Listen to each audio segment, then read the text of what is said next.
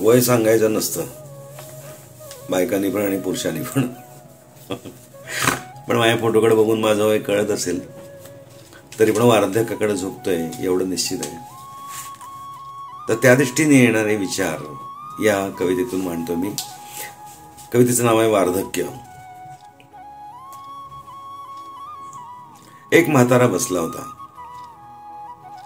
म्हातारी बरोबर विचार विनिमय करीत आयुष्याचा. एक म्हातारा बसला होता, म्हातारी बरोबर विचार विनिमय करीत होता आयुष्याचा. काय होईल,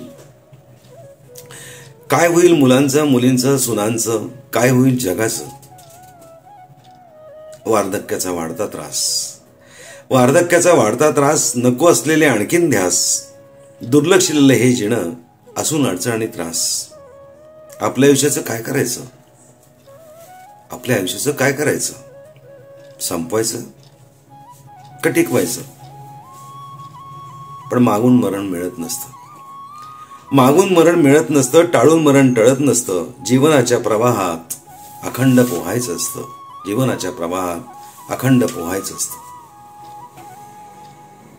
पोहायचं तर पोहूया, पोहायचं तर पोहूया, आनंदात राहूया. घरातल्या सोनुल्यात आपलं बालपण पाहूया.